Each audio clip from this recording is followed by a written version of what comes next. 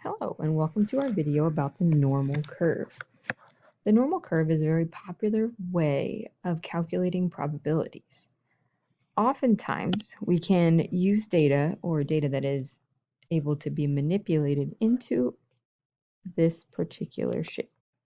This is known as a bell curve, and you may have heard of it before. In the bell curve, the vast majority of the numbers in the data are very close to the center. This is the mean, or the average.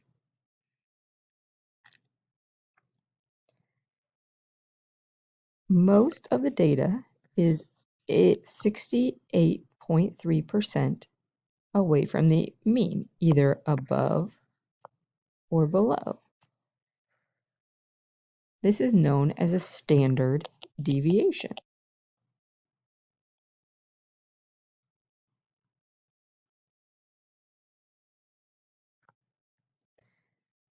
Your standard deviation is just taking your data and dividing it into these kind of not equal parts, but proportional parts. Most of your data is one standard deviation away. If you go out another standard deviation to the second spot, now you're covering 95.4% of your data. And then if you go 3 standard deviations, either above or below, you're 99.7, which is almost every single piece of data. There's some other interesting things about the normal curve that you might want to be aware of.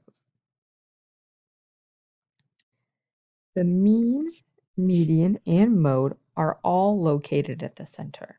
So in a normal curve, you don't really have outliers.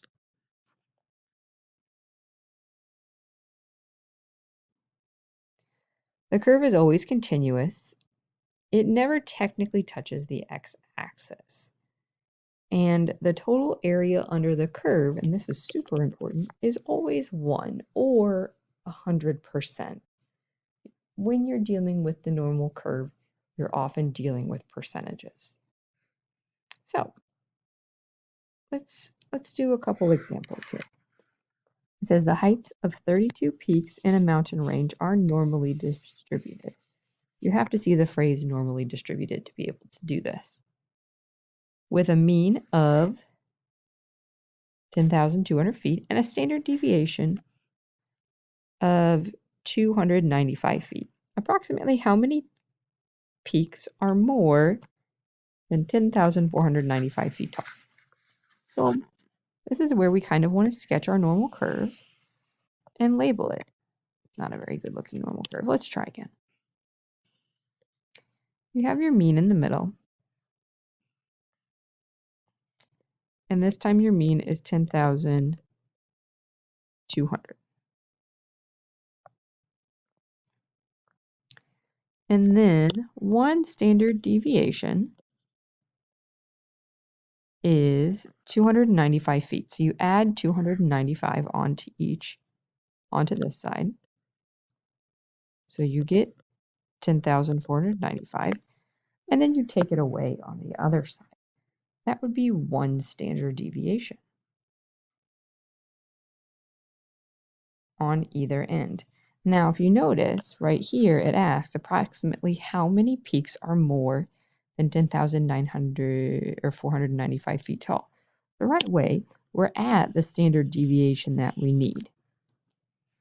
How many peaks are more? So you're looking for this portion of the data right here, the piece that I'm coloring in. Everything from 10,495 and above would be taller. And that's more than one standard deviation away.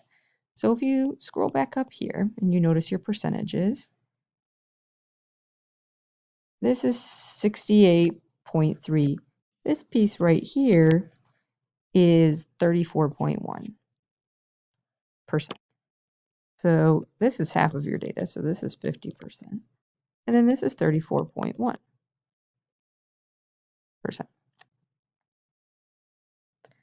So doing a little bit of basic math,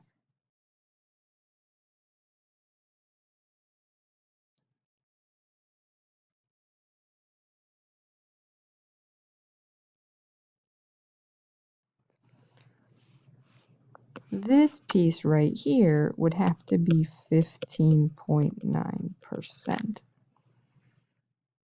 which is allowing the 50 and the 34 and the 15.9, all of that needs to add up to be 100%.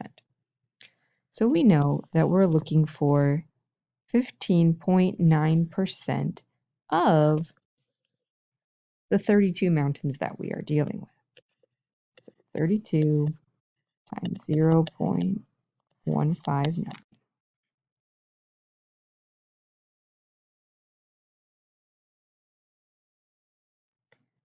And I get 5.088. And so we have a solid 5 mountains.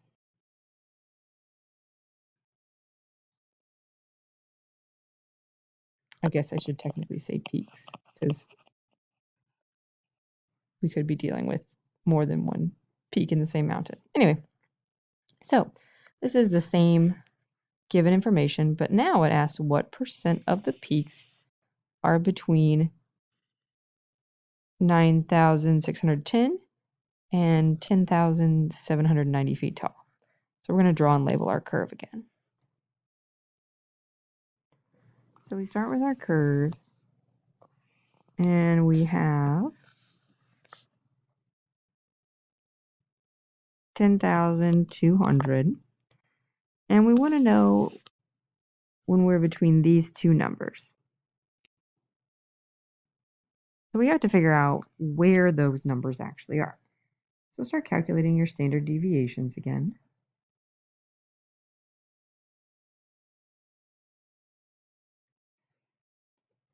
So we knew that one standard deviation on this end, 295 feet more,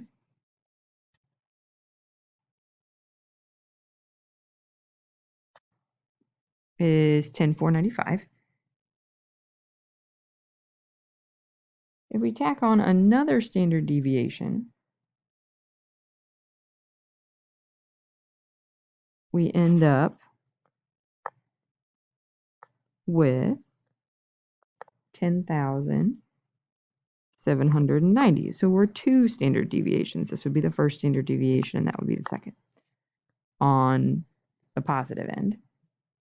And then we have to go negative because we're also looking at mountain peaks less than that.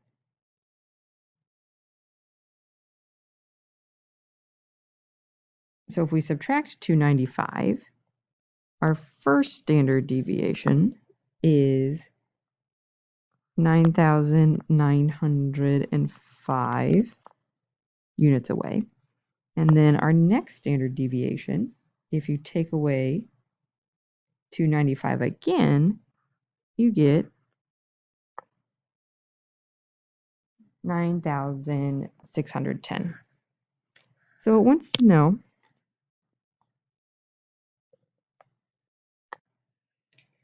what percent of peaks lie between these two. Well, we are 2 standard deviations away on both ends. So if we go back to our percentages, again, this is 1 standard deviation. This would be 2 standard deviations, which is your 95.4%. Whoops.